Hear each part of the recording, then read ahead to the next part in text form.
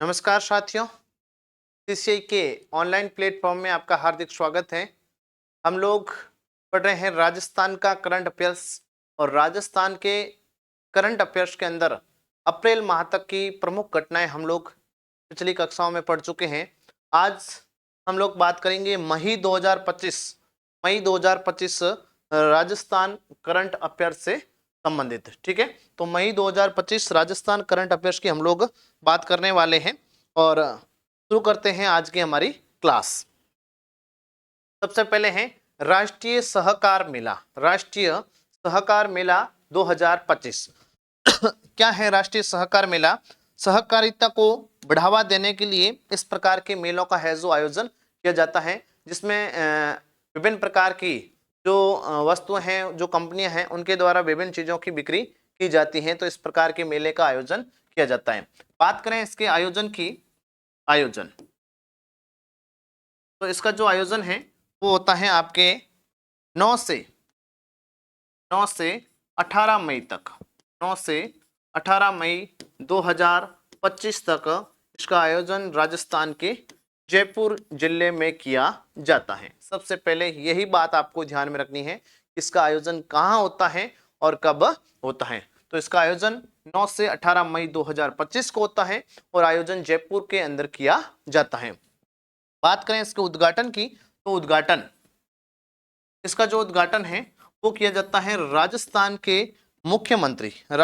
के वर्तमान जो मुख्यमंत्री हैं भजनलाल शर्मा, इनके द्वारा इस सहकार मेले का है जो उद्घाटन किया जाता है। सहकार मेले का क्या किया जाता है? उद्घाटन किया जाता है। और इसका जो आयोजन करता है, इसका आयोजन करता है आपके राजस्थान जो सहकारिता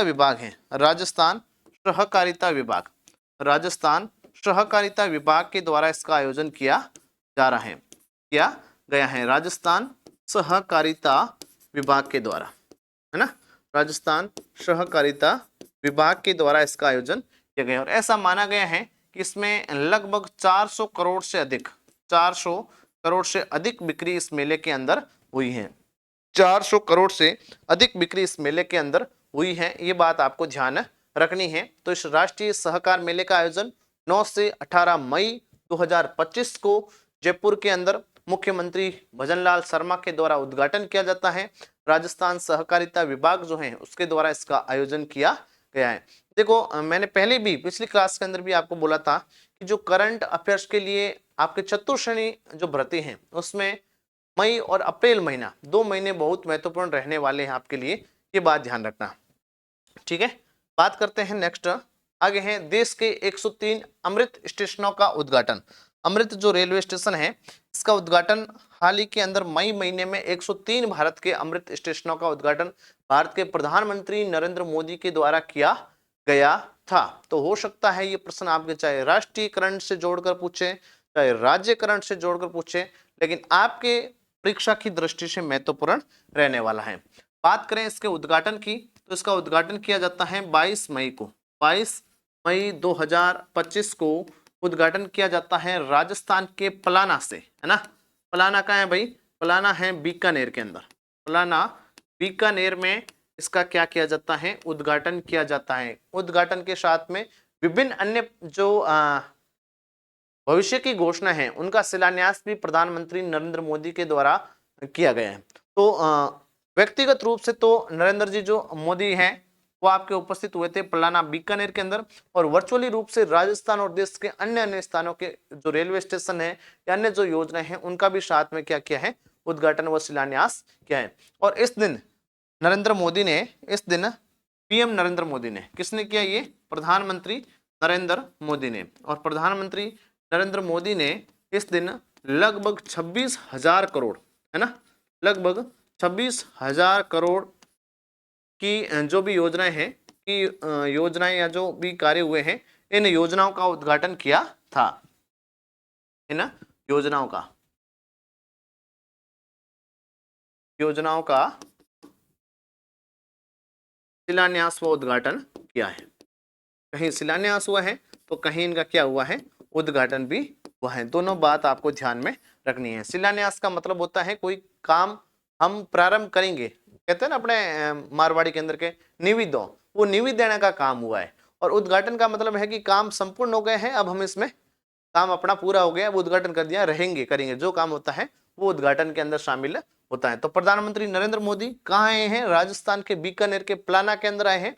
और यहाँ पर 22 मई को, तारीख ध्यान में रखना, 22 मई को इन्होंने क्या किया है? 26,000 करोड़ की योजनाएं हैं, जो भी कार्यक्रम है, इनका उद्घाटन व शिलान्यास किया है। साथ में 103 दे रखा है, 103 जो अमृत रेलवे स्टेशन है, इन रेलवे स्टेशनों का उद्घाटन किया है। इन 103 में से राजस्थान के आपके कितने हैं? 8 अमृत स्टेशन थे।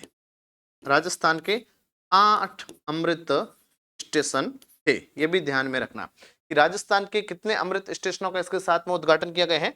तो राजस्थान के 8 अमृत जो स्टेशन है, इनका आपके उद्घाटन किया गया है। साथ ही साथ में बीकानेर और मुंबई के मध्य, बीकानेर व मुंबई के मध्य एक्सप्रेस जो ट्रेन है, इसको भी हरी झंडी दिखाई है। एक्सप्रेस ट्रेन को भी हरी झंडी पीएम के द्वारा दिखाई गई है, पीएम के द्वारा दिखाई गई है, हरी झंडी दिखाई गई। ठीक है, इसके साथ में चूरू और जो सादुलपुर क्षेत्र है, चूरू और सादुलपुर क्षेत्र के मध्य 58 किलोमीटर की नई जो रेल लाइन है, इसके मध्य है चूरू व सादुलपुर, है ना, चूरू व सादुलपुर के मध्य लगभग आपके 58 किलोमीटर की रेल लाइन है, रेल लाइन, इसको भी फाइनल कर दिया है। रेल लाइन है, इसका भी शिलान्यास हम लोग बोल सकते हैं, इसके साथ में किया है। चूरू व सादुलपुर के मध्य जो रेल लाइन है, इसका भी क्या किया है? शिलान्यास किया गया है। तो इसके अलावा राजस्थान के अलग अलग जो जिले हैं, राजसमंद वगैरह ये जिले हैं, इन जिलों के अंदर नर्सिंग जो कॉलेज है, उनका भी क्या किया है? उद्घाटन इसके साथ में प्रधानमंत्री नरेंद्र मोदी के द्वारा है जो किया गया है। मोस्टली आपसे पूछा जा सकता है राजस्थान के कितने अमृत स्टेशन? 8 अमृत स्टेशन। एक हमारे बाड़मेर के अंदर भी अमृत स्टेशन बन रहा है, हालांकि उसका अभी तक उद्घाटन नहीं हुआ है। बाड़मेर समुद्री जो विद्युत रेल लाइन है, उसका उद्घाटन जरूर किया गया है। इलेक्ट्रिक ट्रेनों को संचालित करने के लिए जो इनका उद्घाटन है, वो आपके जरूर किया गया है। बाकी आपके इसमें अलग से कुछ भी नहीं है। तो राजसमंद है, प्रतापगढ़ है, भीलवाड़ा है, ये जो जिले हैं, इन जिलों के अंदर आपके नर्सिंग जो कॉलेज है, उनका भी उद्घाटन साथ में किया गया है। मोस्टली आप लोग ध्यान रख लेना, बहुत महत्वपूर्ण है। हो सकता है आपके आने वाले एग्जाम के अंदर इससे संबंधित प्रश्न आपसे किया जाए। ठीक है, नेक्स्ट हम लोग देखते हैं मिसेज राजस्थान 2025, मिसेज राजस्थान 2025। ठीक है, मिसेज राजस्थान 2025 की अगर हम लोग बात करें, तो इसका जो आयोजन है वो राजस्थान के जयपुर के अंदर किया गया है। सबसे पहले तो ये ध्यान में रखना है, इसका आयोजन राजस्थान के जयपुर के अंदर किया गया है। और लगभग 700 से अधिक जो प्रतिभागी हैं, उन्होंने इस इवेंट में भाग लिया। कितने प्रतिभागियों ने भाग लिया है? तो 700 से अधिक सुंदरियों ने इस मिसेज राजस्थान के अंदर है जो भाग लिया है। सबसे पहली बात तो ये ध्यान रखनी है, मई 2025 के अंदर, मई 2025 में ये राजस्थान के जयपुर जिले में मिसेज राजस्थान 2025 का आयोजन किया गया है, जिसके अंदर राजस्थान की सबसे सुंदर जो मिसेज है, उसकी घोषणा इस इवेंट के अंदर की गई है। तो ये जो खिताब है मिसेज राजस्थान जो जीता है, वो आप मोस्टली ध्यान में रख लेना। पूछा जाएगा तो सीधा डायरेक्ट यही पूछा जाएगा कि मिसेज राजस्थान 2025 कौन बना है, ये प्रश्न डायरेक्ट आपसे किया जा सकता है। तो मिसेज जो राजस्थान 2025 है, वो बनी है आपके निधि शर्मा, है ना, निधि शर्मा मिसेज राजस्थान 2025 बनी है। और ये राजस्थान के जयपुर जिले से संबंधित हैं, ये राजस्थान के जयपुर जिले से संबंधित हैं, आप ध्यान में रखेंगे। और ललिता जो नेहरा है, वो फर्स्ट रनर अप रही है। फर्स्ट रनर अप अगर बड़े ध्यान में रख लें, फर्स्ट रनर अप, है ना, फर्स्ट रनर अप जिसको हम उप विजेता बोलते हैं, हम क्या बोलते हैं? उप विजेता बोलते हैं, वो रही हैं ललिता नेहरा। लेकिन आपसे अगर पूछा गया तो निधि शर्मा का ही डायरेक्ट प्रश्न पूछा जाएगा, इसलिए निधि शर्मा को आप अच्छे से है जो ध्यान में रखें, बाकी कोई विशेष बात इसमें अलग से नहीं है, ये आप देख लें। ठीक है, तो इसमें जो महत्वपूर्ण बात है वो यही है कि जयपुर के अंदर इस मैसेज राजस्थान जो है इसका आयोजन किया गया है और निधि शर्मा इसमें आपके विशेष राजस्थान चुनी गई हैं, ये आपको ध्यान में रखना है। ठीक है, नेक्स्ट देखते हैं हम लोग। नेक्स्ट है Rajasthan state karate championship. Rajasthan state karate championship महत्वपूर्ण है, प्रश्न यहां से किया जा सकता है। सबसे पहले है इसका आयोजन, सबसे पहले है इसका आयोजन राजस्थान स्टेट कराटे जो चैंपियनशिप है इसके आयोजन के संबंध में सबसे पहले ध्यान देना है। इसका जो आयोजन है वो किया गया है 17 व 18 मई को, 17 व 18 मई 2025 को जयपुर के अंदर, 2025 को जयपुर के अंदर है जो इसका आयोजन किया गया है। एक बात तो ये ध्यान में रखनी है, डायरेक्ट हो सकता है इसके बारे में पूछ ले। दूसरी बात आपको इसमें संबंधित जो वेरी इंपॉर्टेंट ध्यान में रखनी है वो एक नाम है, पहले भी हम करंट के अंदर पढ़ चुके हैं, जूही कुमारी। जूही कुमारी ये नाम आप अच्छे से ध्यान रखेंगे, राजस्थान की प्रसिद्ध कराटे खिलाड़ी है। जूही कुमारी अगर बात करें राजस्थान की प्रसिद्ध कराटे खिलाड़ी है और राजस्थान के जयपुर जिले से है, राजस्थान के जयपुर जिले से ये ध्यान रखना है। इन्होंने क्या किया है, इन्होंने अलग अलग इवेंट के अंदर, इसमें अलग अलग इवेंट के अंदर आपके 3 पदक जीते हैं ना, 3 खिताब या 3 पदक है जो जीते हैं। अलग अलग इवेंट में क्या जीते हैं, 2 तो स्वर्ण पदक जीते हैं, 2 तो स्वर्ण पदक जीते हैं और एक आपके रजत पदक भी जीता है, एक आपके रजत पदक भी जीता है। तो इसलिए ये कराटे जो चैंपियनशिप है अच्छे से ध्यान में रखें। आयोजन 17 व 18 मई को किया गया है और इसमें राजस्थान की जयपुर की जूही कुमारी है जिन्होंने अलग अलग इवेंट के अंदर कुल कितने पदक जीते हैं, 3 पदक जीते हैं। अच्छे से आप लोग ध्यान में रखें।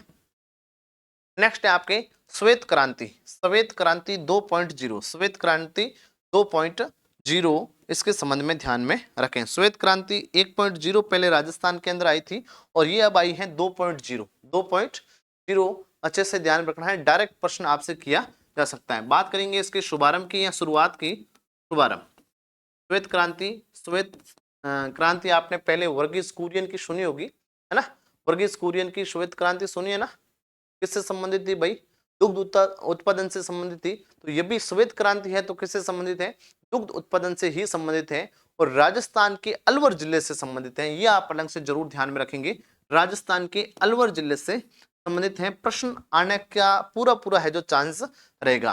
तो इसका जो शुभारंभ है वो आपके किया जाता है, इसका शुभारंभ किया जाता है 19 मई को, 19 मई 2025 को इसका शुभारंभ अलवर में किया जाता है। श्वेत क्रांति 2.0 इसका शुभारंभ अलवर में किया जाता है, 19 मई को किया जाता है और सीएम भजनलाल शर्मा के द्वारा किया जाता है, सीएम भजनलाल शर्मा के द्वारा किया जाता है। क्या है भाई श्वेत क्रांति 2.0, तो मैंने बता दिया है कि दुग्ध उत्पादन से संबंधित आपके ये क्रांति रहने वाली है, श्वेत क्रांति 2.0। और इसके तहत जो प्रावधान किया गया है, इसके तहत आपके 700 तो नई डेयरियों का शुभारंभ किया गया। कितनी डेयरियां हैं, 700 नई डेयरियां खोली गई है ना, 700 नई डेयरियां स्थापित की गई हैं, स्थापित होगी। ठीक है, एक तो ये बात ध्यान में रखनी है। और इसका जो बजट रहने वाला है, इसका जो बजट रहने वाला है वो बजट रहेगा 125 करोड़ रुपए, 125 करोड़ रुपए इसका बजट रहने वाला है, ये बात अच्छे से ध्यान में रखना है। तो आपके लिए जो सबसे महत्वपूर्ण इसमें काम की बात है वो ये है कि 1 लाइनर आपसे पूछा जा सकता है कि श्वेत क्रांति 2.0 की शुरुआत कहाँ से हुई या कब हुई, तो 19 मई को अलवर जिले से। और आप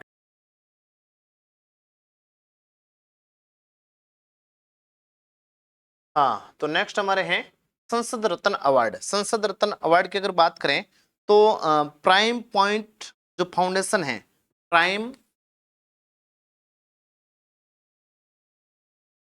पॉइंट फाउंडेशन,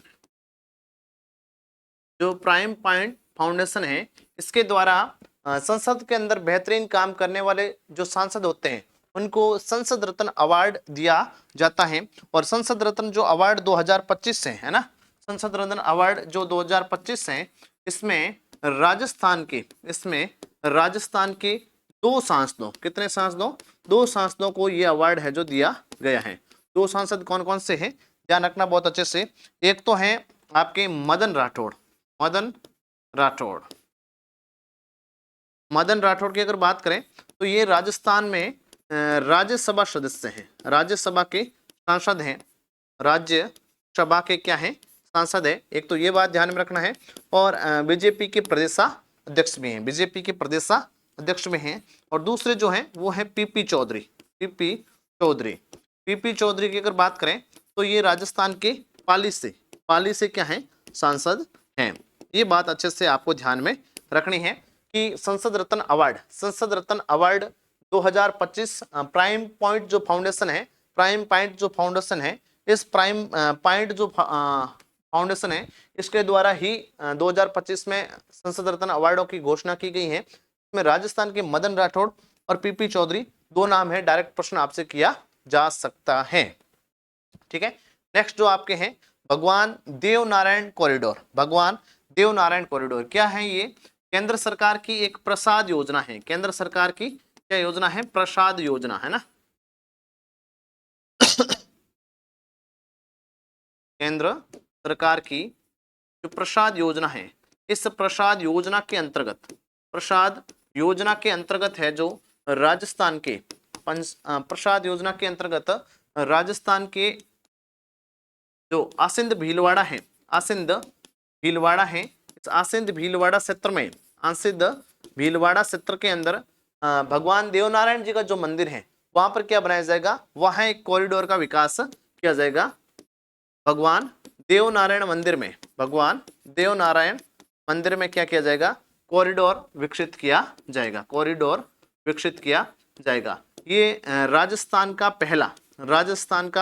पहला कॉरिडोर है, ये भी ध्यान रखना है, ये राजस्थान का पहला कॉरिडोर है।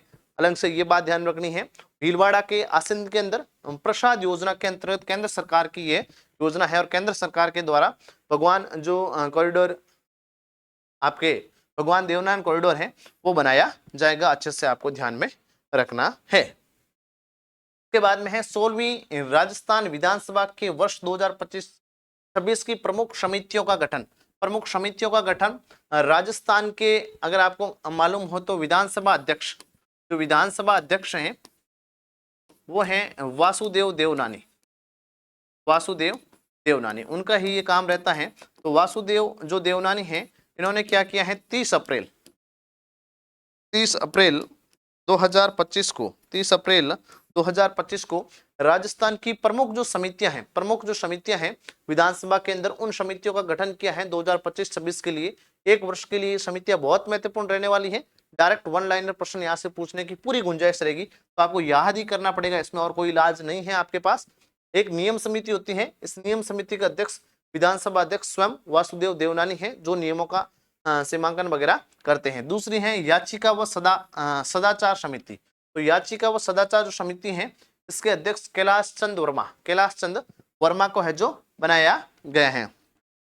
आपके हैं प्राक्कलन समिति क, प्राक्कलन समिति जो क है इसका अध्यक्ष अर्जुन लाल जिनगर को बनाया गया है। और प्राक्कलन समिति ख वेरी इंपॉर्टेंट है, पूछा जा सकता है, आप ध्यान रखेंगे। बाबू सिंह राठौड़ जो विधायक हैं इनको क्या बनाया गया है, प्राक्कलन समिति ख का क्या बनाया गया है, अध्यक्ष बनाया गया है। जन लेखा समिति ये भी महत्वपूर्ण रहने वाली है, वैसा इसका अध्यक्ष विपक्ष का नेता ही रहता है, तो विपक्ष का जो नेता है टीकाराम जूली, इनको इसका क्या बनाया गया है, अध्यक्ष बनाया गया है। पिछड़ा वर्ग कल्याण समिति है, इसके अध्यक्ष है केसाराम चौधरी, इसके अध्यक्ष है केसाराम चौधरी। महिला व बालिका कल्याण जो समिति है इसका अध्यक्ष बनाया गया है कल्पना देवी को। और राजकीय उपक्रम जो समिति है इसका अध्यक्ष बनाया गया है कालीचरण सराफ को है जो इसका अध्यक्ष नियुक्त किया गया है। ठीक है, इसके बाद में नेक्स्ट है हमारे राजस्थान में 5 रोपवे बनेंगे। रोपवे की अगर बात करें तो रोपवे का मतलब होता है कि किसी पहाड़ी क्षेत्र के अंदर कोई दुर्गम स्थान में कोई मंदिर है या अन्य पर्यटक स्थल है, उस पर्यटक स्थल पर लोग वैसे सीढ़ियों के द्वारा या अन्य किसी माध्यम से वहां तक पहुंचने का प्रयास करते हैं। तो पर्यटन को बढ़ावा देने के लिए राजस्थान सरकार की नीति रहती है कि इन दुर्लभ क्षेत्रों के अंदर या इन दुर्गम क्षेत्रों के अंदर जो लोग हैं जो आसानी से पहुंच नहीं पाते हैं, इन क्षेत्रों में ऐसे एक रोपवे का बनाया गया है। और इन रोपवे के माध्यम से ये इलेक्ट्रिक होते हैं, या विभिन्न तरीके से इन रोपवे के मदद से जो पर्यटक हैं वो बैठकर आसानी से उस जो दुर्गम स्थान है वहां तक आसानी से पहुंच सकते हैं। राजस्थान के अंदर जो पहला रोपवे बना था, राजस्थान के अंदर पहला जो रोपवे बना था वो शुंदा माता मंदिर के अंदर बनाया गया है। पहला रोपवे शुंदा जो माता मंदिर है यहाँ पर बनाए गए हैं। जीके के हिसाब से परमानेंटली आपको ध्यान रखना है। और शुंदा माता मंदिर का है जालोर के अंदर है, भीनमाल जालोर के अंदर है, ये आप ध्यान में रखेंगे। शुंदा माता मंदिर के अंदर राजस्थान का पहला रोपवे जो है राजस्थान का शुंदा माता मंदिर के अंदर है। उसके बाद में धीरे धीरे विभिन्न और रोपवे हैं उनकी घोषणाएं होती गई, बनते गए हैं। बहुत सारे रोपवे अब राजस्थान के अंदर बन चुके हैं।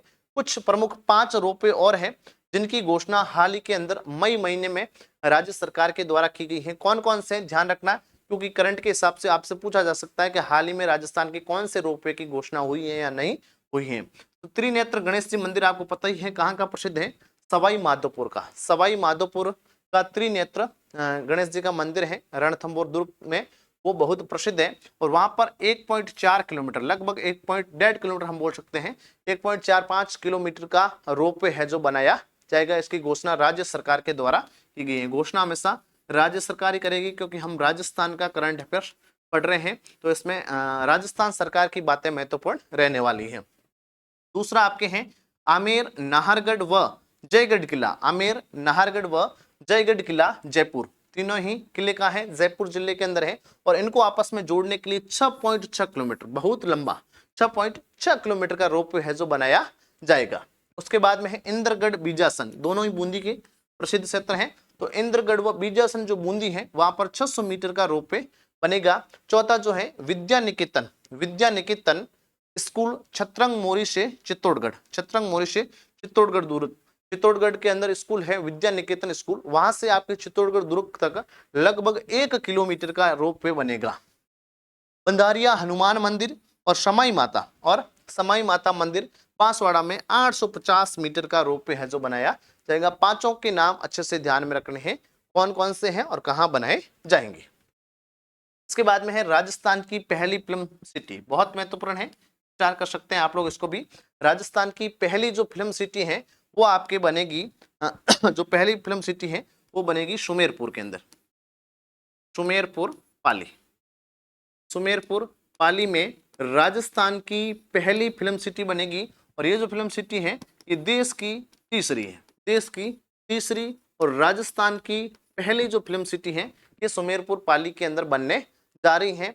और इस फिल्म सिटी की अगर बात करें तो ये जवाई बांध आपने सुना होगा, जवाई हम पावना को बोलते हैं, लेकिन जवाई हमारे पश्चिमी राजस्थान का एक महत्वपूर्ण बड़ा बांध भी है। और इस जवाई बांध के पास में ही ये फिल्म सिटी राजस्थान के अंदर विकसित होने जा रही है, जो राजस्थान की पहली और देश की तीसरी फिल्म सिटी होगी। और इसकी जो कुल लागत आने वाली है, कुल लागत रहेगी आपके 500 करोड़ रुपए की, लागत रहेगी आपके 500 करोड़ रुपए की। ये बात भी आप अच्छे से ध्यान में रखेंगे। और यहाँ पर है जो फिल्म शूटिंग का काम है जो किया जाएगा, फिल्म शूटिंग का काम इस क्षेत्र के अंदर किया जाएगा, ये बात ध्यान में रखनी है, ठीक है। इसके बाद में नेक्स्ट है वीर तेजाजी महाराज का पैनोरमा, बहुत महत्वपूर्ण है। पैनोरमे भी बहुत सारे, लगभग 60 से अधिक पैनोरमे घोषित बन रहे हैं हमारे राजस्थान के अंदर। तो पैनोरमा की संख्या जो है वो अनगिनत है, लेकिन फिर भी महत्वपूर्ण कुछ पैनोरमे होते हैं जो करंट में जिक्र जिनका किया जाता है, वो करंट के हिसाब से तो आपको ध्यान रखना है। बाकी राजस्थान भूगोल में पर्यटन के हिसाब से भी आप इन स्थानों को अच्छे से ध्यान में रख सकते हैं। तो वीर तेजाजी महाराज का है, तो वीर तेजाजी महाराज के प्रमुख स्थलों से संबंधित ही ये पैनोरमा होगा। और ये पैनोरमा आपके बनेगा सुरसुरा के अंदर, है ना, सुरसुरा अजमेर में है जो वीर तेजाजी महाराज का पैनोरमा बनाने की घोषणा राजस्थान सरकार के द्वारा की गई है। करंट के हिसाब से वेरी इंपॉर्टेंट आपसे पूछा जा सकता है। इसके बाद में अगर हम लोग बात करें टाटा पावर का सोलर प्रोजेक्ट बीकानेर के अंदर लगाया गया है। Tata power renewable energy company है, टाटा पावर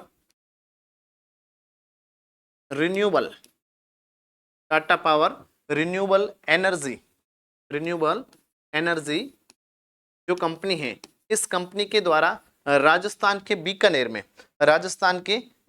में भानीपुरा स्थान, एक भानीपुरा बीकानेर के अंदर, भानीपुरा बीकानेर में क्या किया है, पानीपुरा बीकानेर में सोलर प्रोजेक्ट है वो जो आपके स्थापित किया गया है। और इसकी जो कुल क्षमता रहने वाली है, इसकी जो कुल क्षमता रहेगी सोलर प्रोजेक्ट की, देखो सोलर वाला जो भी मामला है वो बहुत महत्वपूर्ण रहने वाला है। बहुत महत्वपूर्ण ऐसे, चाहे आप ज्योग्राफी की दृष्टि से देखें, चाहे वर्तमान में कार्बन नीति के खिलाफ जो अक्षय ऊर्जा को बढ़ावा देने की विभिन्न देशों की राज्य सरकार की नीतियां हैं, उस हिसाब से भी ये जो सोलर से संबंधित प्रोजेक्ट है या अक्षय ऊर्जा नीति से संबंधित जो भी बातें हैं वो किसी भी एग्जाम में बहुत महत्वपूर्ण रहने वाली हैं।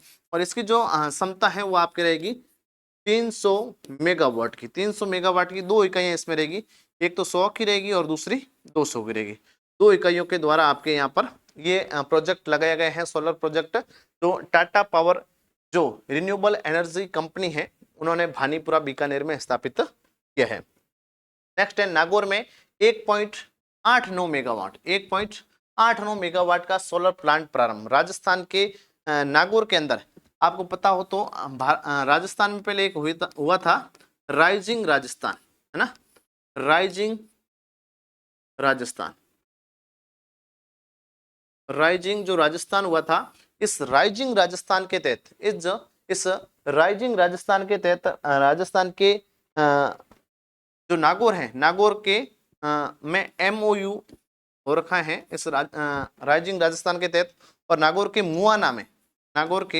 मुआना में क्या है, सोलर प्रोजेक्ट आपके स्थापित किया जा रहा है जिसकी कैपेसिटी रहने वाली है 1.89 मेगावाट कैपेसिटी का जो प्लांट है वो मुआना नागौर में राइजिंग राजस्थान दिसंबर के अंदर आयोजित हुआ था। और आपकी मांग रहेगी करंट के अंदर तो राइजिंग राजस्थान से संबंधित भी क्लास हम लगा सकते हैं, जो हो सकता है भविष्य में आपके लिए महत्वपूर्ण साबित हो। तो आज की इस मई राजस्थान करंट अफेयर्स की पहली क्लास में इतना ही। मिलते हैं हम नेक्स्ट क्लास में। धन्यवाद।